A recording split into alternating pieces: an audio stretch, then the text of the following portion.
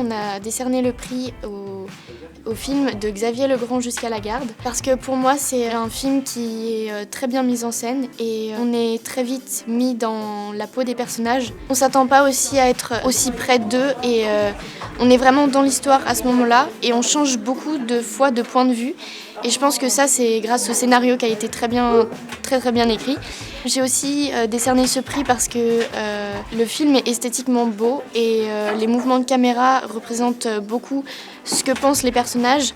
C'est énormément de petits détails et on ne voit pas les 2 heures passer en fait. J'ai vraiment apprécié ce film et j'ai apprécié le voir aussi. Je ne me suis pas ennuyée dans la salle.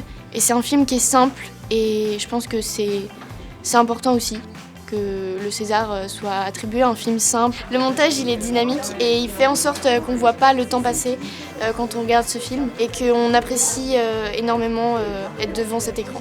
Je suis contente que ce soit Jusqu'à la garde qui ait gagné notre prix de lycéen parce que le sujet qu'il traite, je pense que c'est important d'en parler. Et bon, les films, c'est un bon moyen d'expression. Et surtout, j'ai trouvé qu'il n'était pas caricaturé, c'était fidèle à la réalité. Dès le début, le mari, donc maltraitant, il n'est pas présenté comme le grand méchant. Il y a des choses qui sont un peu inachevées, comme la sœur qui tombe enceinte ou qui fugue, où on n'a pas la suite. Et je trouve ça intéressant dans la chronologie parce que tout n'arrive pas d'un coup dans la vie et ça rend ça plus réaliste. Ce film est un film techniquement assez remarquable, mais pour moi, ce film c'est surtout un film humain. Déjà, on commence le film dans un silence, le silence du tribunal et dans l'impartialité du tribunal. Donc on commence sans préjugés et sans avis, en étant impartial.